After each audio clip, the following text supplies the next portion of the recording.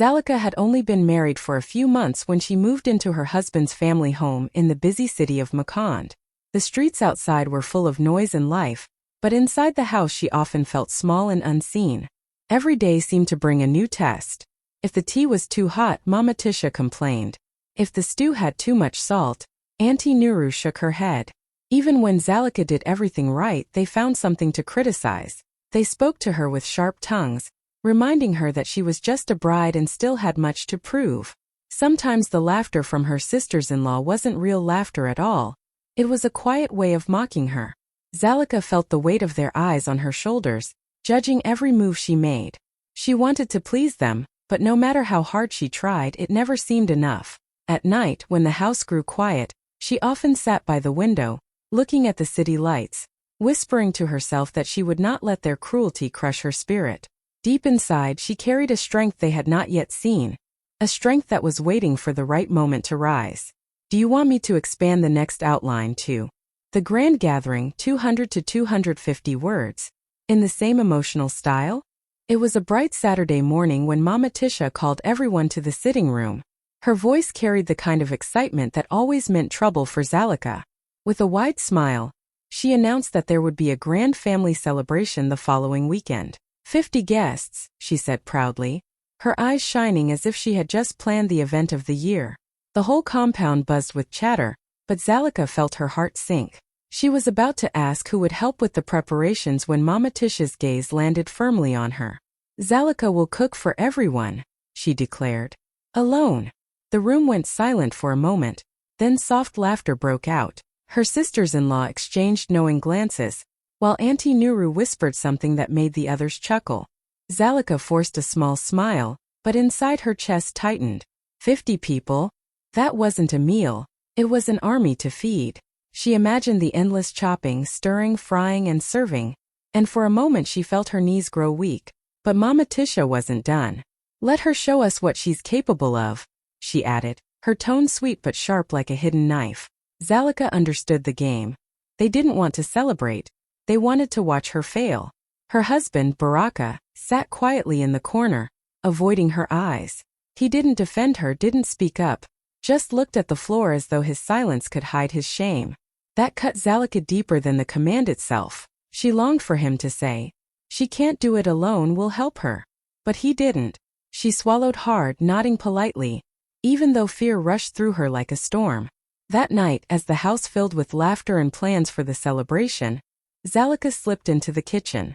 She ran her hands across the empty pots and heavy pans, whispering to herself, "If they want a battle, they will see my strength." Would you like me to now continue with 3?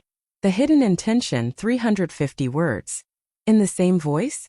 As the week passed, preparations for the gathering filled the compound with noise and excitement. To an outsider, it looked like a family getting ready for a joyful celebration. But beneath the laughter and chatter was a plan that only Zalika could feel pressing against her chest.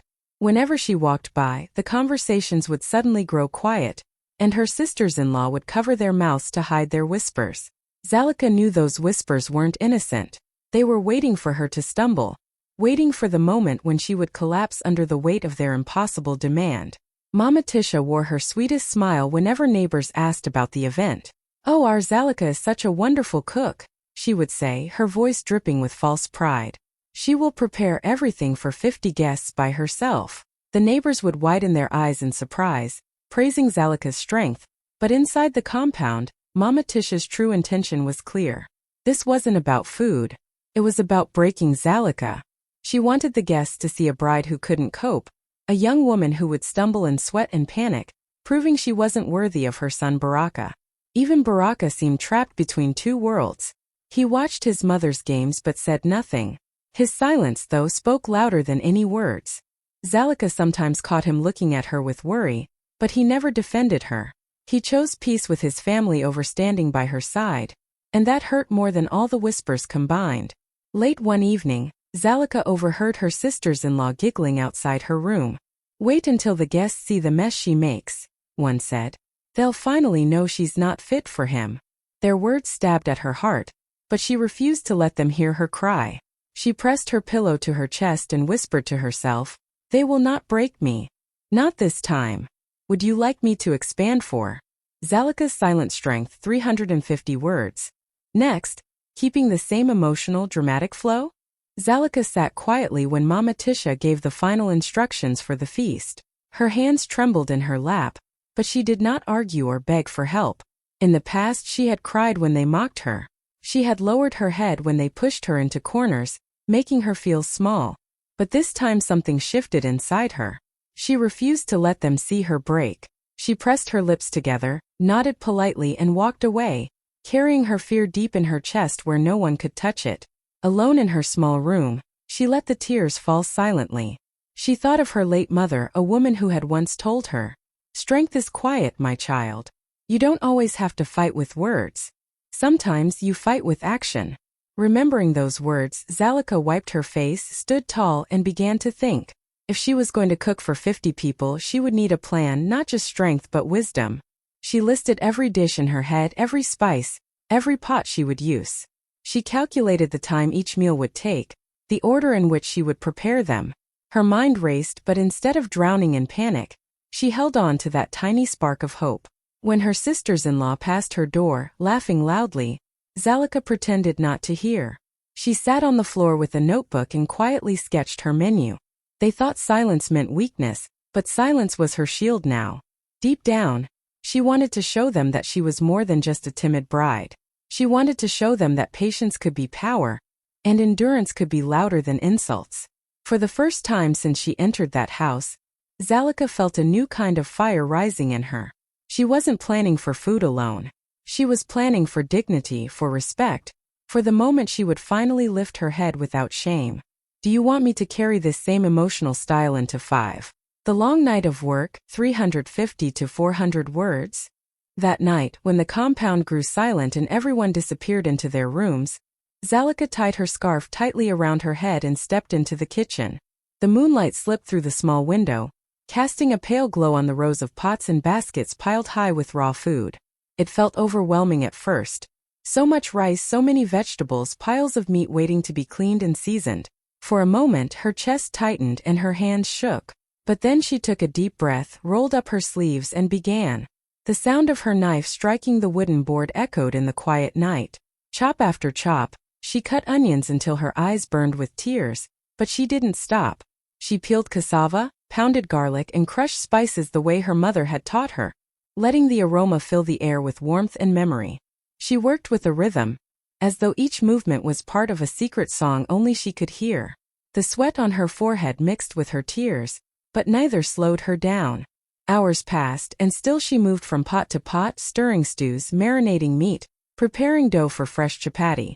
Every dish she touched carried not just flavor but her unspoken strength. She thought of the whispers, the laughter, the sharp words thrown at her, and with every turn of the spoon she told herself, "I will not give them the victory." Outside, the city of Makand hummed with distant music and laughter from late-night gatherings, but in the compound only the soft clinking of spoons and the bubbling of pots could be heard. The kitchen smelled of roasted spices, fried onions, and simmering sauces, scents so rich they seemed to hug the walls. By the time the first light of dawn began to stretch across the sky, Zalika's back ached and her arms felt heavy, but she refused to rest. She looked at the rows of prepared dishes and whispered softly, almost like a prayer, "This is not just food. This is my fight, and I will win it. Would you like me to continue with 6W?" By sunrise, the compound was alive with footsteps and chatter. The roosters crowed, children ran around the yard, and neighbors began arriving to help set up chairs and decorations for the big celebration. The house buzzed with excitement, but underneath it all, Zalika could hear the same whispers circling like flies. Her sisters-in-law stood in a corner, their colorful wrappers tied neatly around their waists, pretending to help Mama Tisha but mostly gossiping. "She looks tired already," one of them said, glancing toward the kitchen door. "By midday she will collapse." Another laughed quietly. "Wait until the guests see burnt food on their plates. She thinks cooking for 50 people is like cooking for 2. Their voices weren't loud, but they were sharp enough to cut. Zalika heard every word, yet she kept her head lowered, moving gracefully between the kitchen and the courtyard. Her eyes were heavy from the sleepless night, her arms sore from hours of stirring and chopping, but her spirit refused to bend.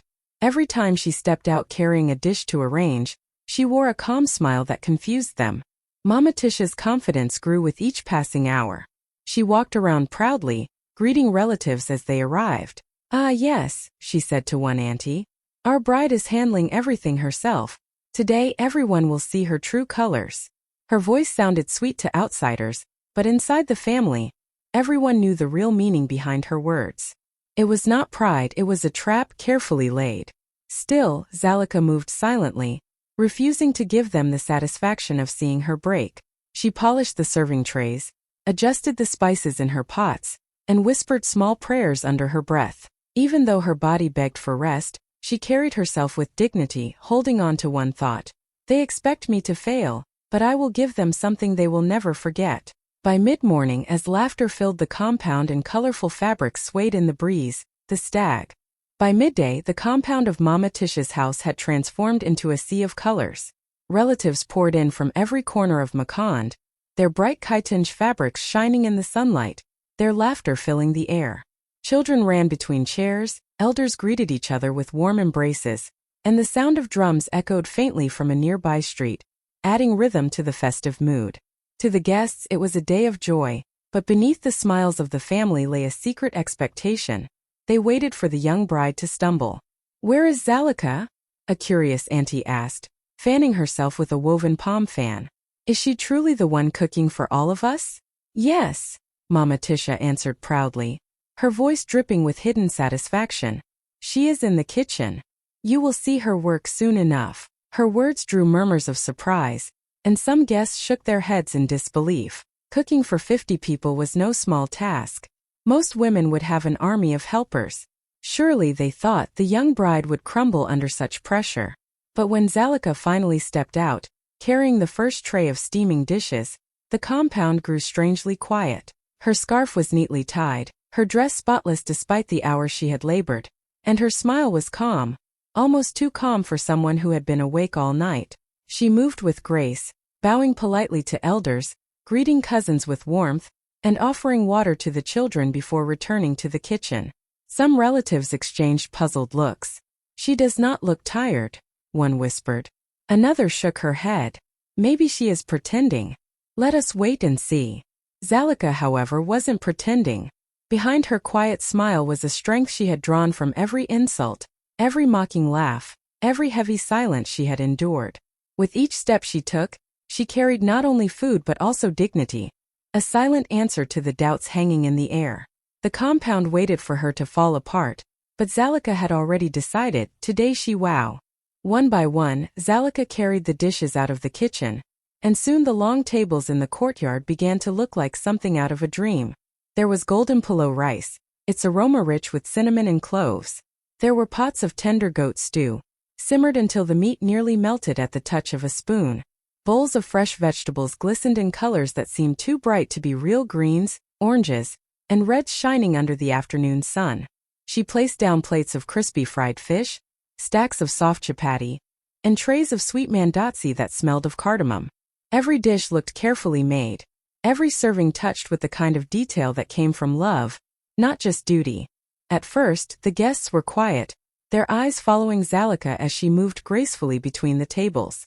Some of them had come ready to pity her, expecting sloppy food and chaos, but instead they found themselves staring in disbelief. "Did she really make all this by herself?" an uncle whispered, adjusting his glasses. "Impossible." When the first plates were served, the silence broke. Guests leaned forward, taking careful bites, and the courtyard filled with gasps of delight. Laughter turned into murmurs of surprise. "This rice tastes like it was cooked by someone's grandmother," one woman said, smacking her lips. "Perfect, just perfect." Another nodded eagerly, adding, "The meat is so soft, how did she do this?" Mama Tisha sat at the head of the table, her confident smirk beginning to fade. She tried to hide her unease by sipping water slowly, but her eyes betrayed her. This was not the disaster she had planned. Instead, Zalika had created a feast that made the whole family proud, whether they wanted to admit it or not. And Zalika? She never rushed, never raised her voice, never asked for praise. She simply served with steady hands and a calm smile, letting her food speak louder than words. In that moment, the compound understood. They weren't just eating a meal. They were witnessing Just when the guests thought they had seen everything, Zalika returned from the kitchen with a dish no one had expected. She carried it with both hands, as if it were a treasure. The aroma was unlike anything else on the table, rich, smoky, and deeply comforting.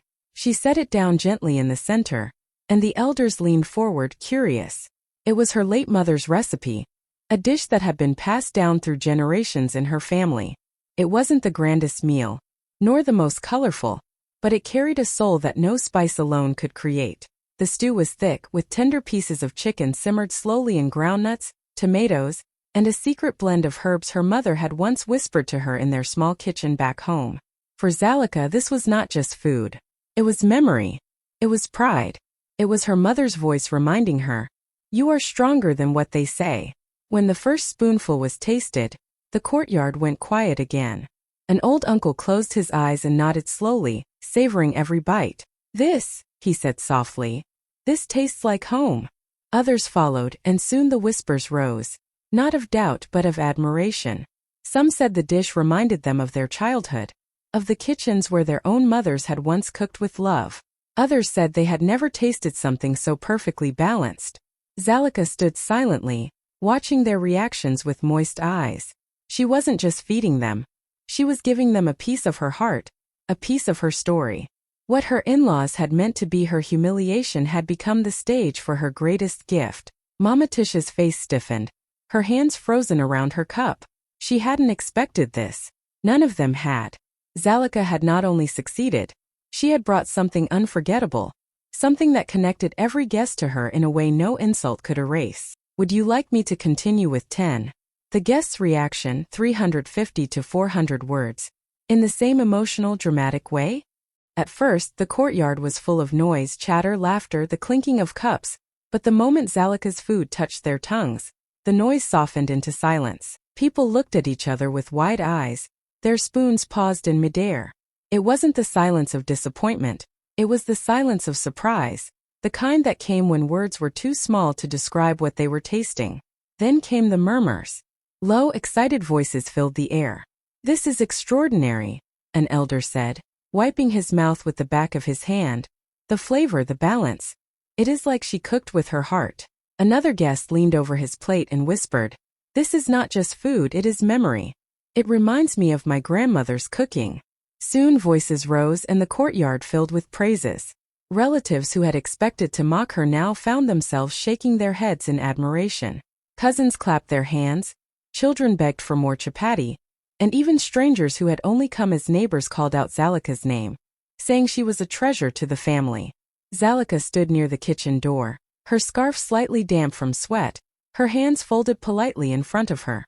She did not boast or draw attention to herself. Her quiet smile was enough.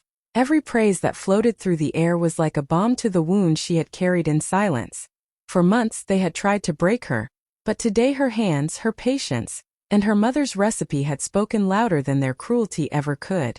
Mama Tisha's plan had unraveled before her eyes. Instead of humiliation, Zalika was now the star of the gathering. People praised her openly, declaring she had the gift of a true cook, someone who brought dignity and pride to the family. And as the compliments rained on her, Zalika realized this moment was bigger than food.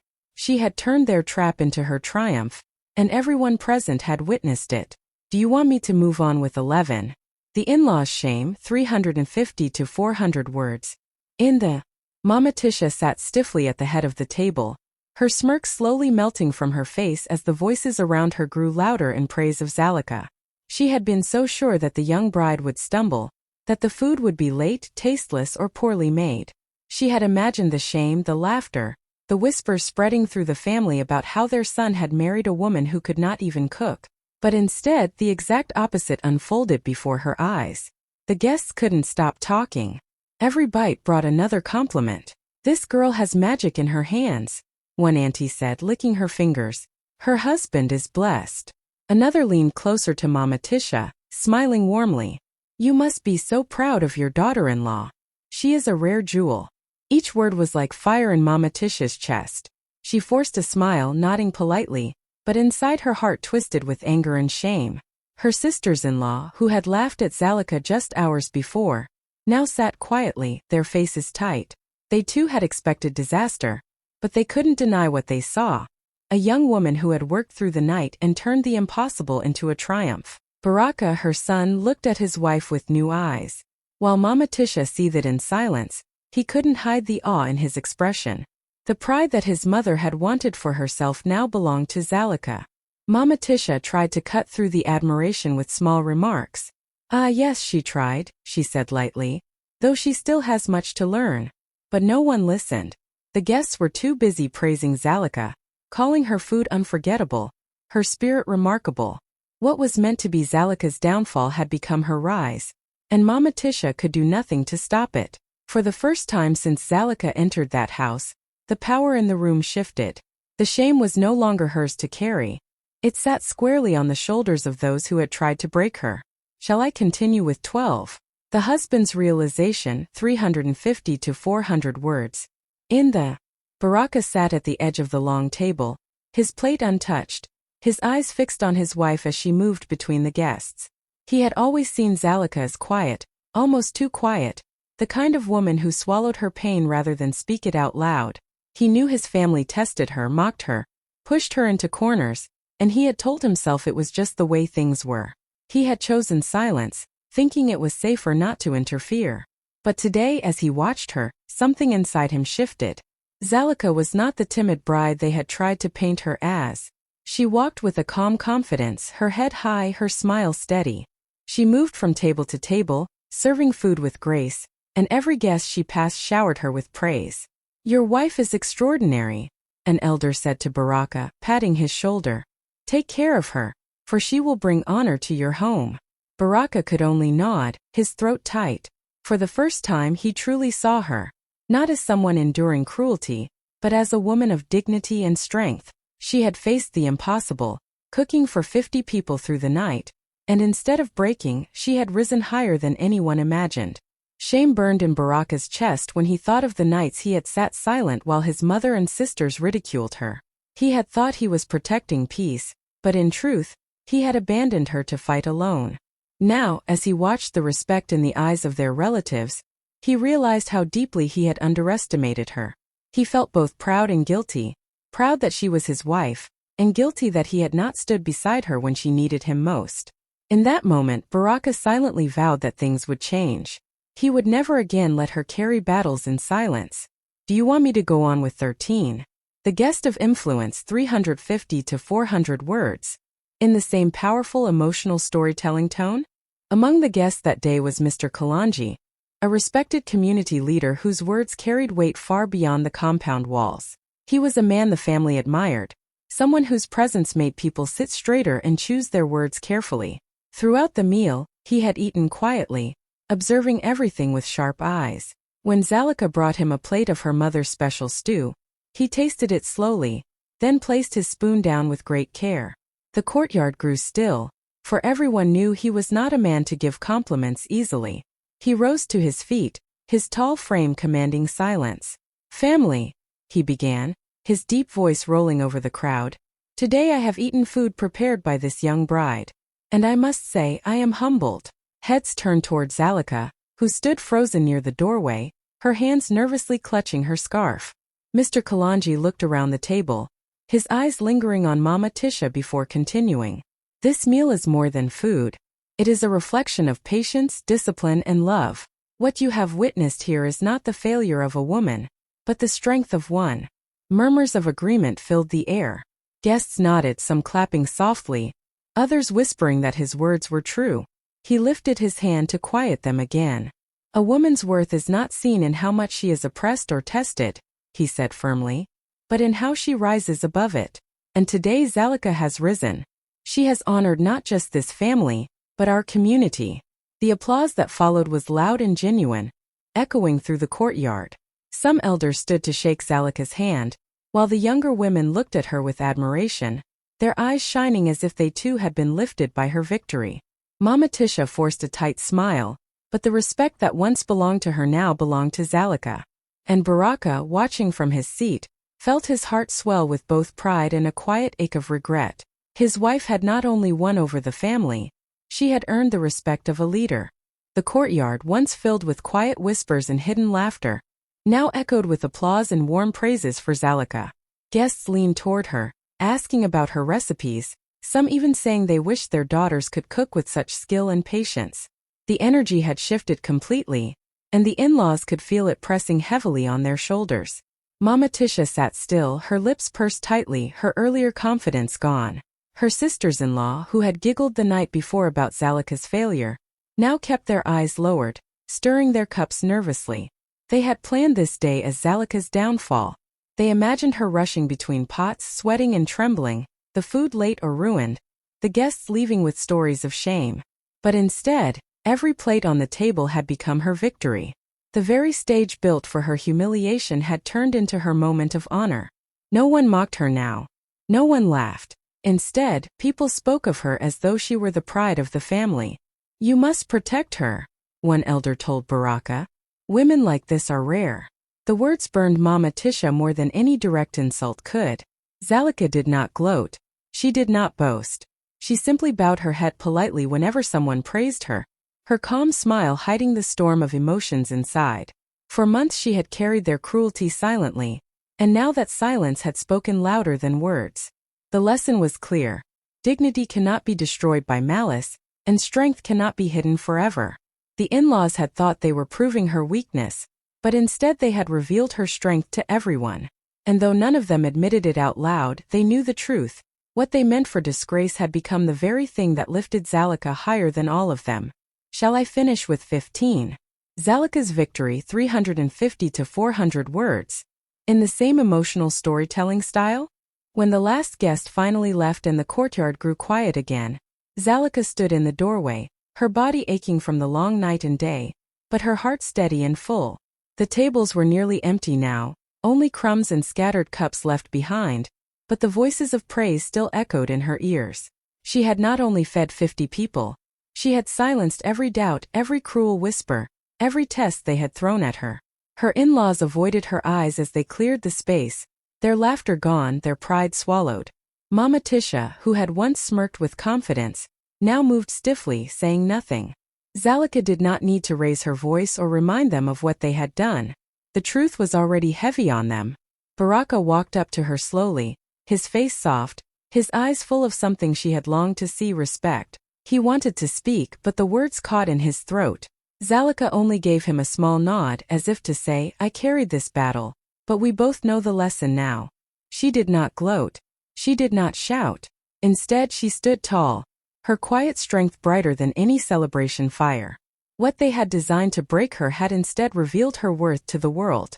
That night, as the moonlight washed over the compound, Zalica knew she had changed her story forever. It was no longer about survival.